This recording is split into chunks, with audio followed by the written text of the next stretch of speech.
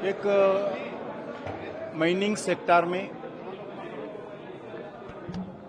जो वर्कर्स का वेलफेयर का दृष्टिकोण से हो, पर्यावरण का दृष्टिकोण से भी हो, एक सस्टेनेबल माइनिंग के लिए भी हो और ग्रीन माइनिंग के लिए भी हो, इस दृष्टिकोण में एक हेल्थी कंपटीशन लाने के लिए आदरणीय प्रधानमंत्री नरेंद्र मोदी जी के आदेश पर एक माइनिंग स्टार रेटिंग का एक कार्यक्रम शुरुआत किया है 10 साल पहले। आज 11th टाइम स्टार रेटिंग का आज अवार्ड्स दिया गया, क्योंकि आज देश भर में बड़ा एम्प्लॉयमेंट देने वाले सेक्टर में एक माइनिंग भी है। माइनिंग हो, कोल में हो, बड़ा संख्या में एम्प्लॉयमेंट जनरेशन होते हैं।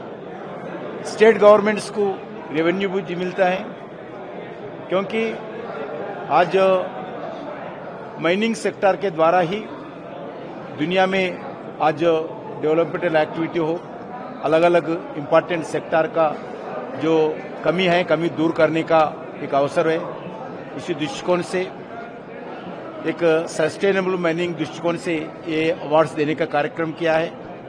आज पावर के जो बिजली उत्पादन के लिए आज भी 75% से ज्यादा थर्मल कोल आधारित जो पावर जनरेशंस के द्वारा ही आज बिजली उत्पादन होता है।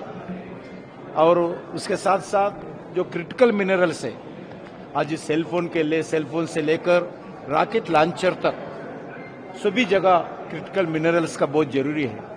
अभी भी भारत 90% से ज्यादा 95% से ज्यादा क्रिटिकल मिनरल्स इंपोर्ट करते हैं। उसको पूर्ति करने के लिए लोकल भारत का make in India critical minerals को डेवलप करने के लिए प्रयास करें।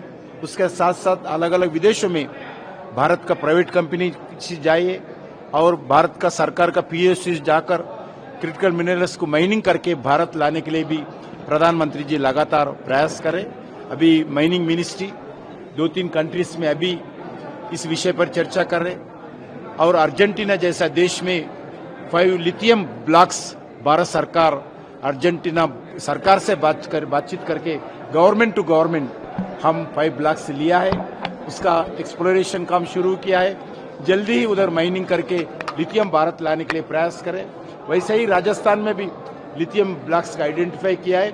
इसी विषय पर भी चर्चा करें, जल्दी से जल्दी उसका पूरा L1 एक्सप्लोरेशन कंप्लीट करके उसका भी ऑक्शन करने का भी निर्णय सरकार लिया है। रेड्डी साहब बिहार के चुनाव चल रहे हैं और चुनाव आयोग वहां पर जिस प्रकार से वोटर लिस्ट का अपडेशन कर रहा है, उसको सवाल उठा लिया। तेजस्वी यादव ने कहा है कि मैं आज माइनिंग के लिए सीमित रहूंगा। आज सर माइनिंग से जुड़ा एक सवाल कि 4 जो मिनरल्स है, माइनर मिनरल्स है, वो आपने भी क्रिटिकल मिनरल में शामिल किया है, जिसमें बेराइट भी है, माइका है, वेल्सबर एक्वार्ड।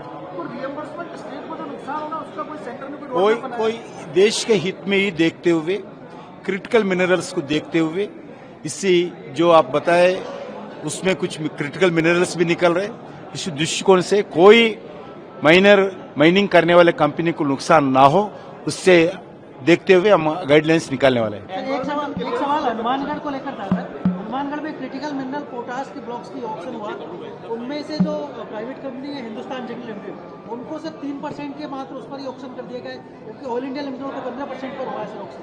ऐसा जो ओपन एक्शन करते हैं इसमें ट्रांसपेरेंसी के साथ करते हैं। अभी भी स्टडी कर लेना चाहिए।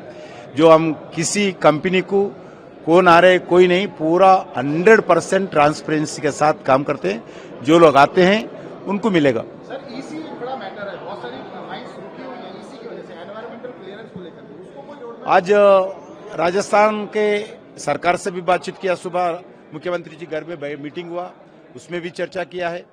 हम लगातार एनवायरमेंटल मिनिस्ट्री से, फॉरेस्ट मिनिस्ट्री से बातचीत करें और उसमें भी उनका जितने भी कंडीशंस है, कंडीशन देखते हुए जल्दी से जल्दी क्लियरेंस से देना चाहिए, ऐसा माइनिंग मिनिस्ट्री के द्वारा प्रधानमंत्री के समय चर्चा हुआ। जनवरी में एक नया गाइडलाइंस निकाला, उसके आधार पर थोड़ा स्पीडी एनवायरमेंट क्लियरेंसेस आज मिल रही है। आपने पहले गोल्ड माइन की सर वो भी उसमें इंटेंसिव ऑर्बिटेशन में फंसी हुई है। उसको लेकर के आपकी तरफ से क्या प्रयास हो रहा है? वो अभी इंटरनेशनल आर्बिट्रेशन में है, जितना जल्दी हो सकता है, मगर वो माइंस दो भी माइंस को हम जल्दी एक्शन करने वाला है। आज ही मैं राजस्थान सरकार से बातचीत किया, 2 माइंस जो है आर्बिट्रेशन रहने के बाद भी एक्शन करने के लिए निर्णय किया है।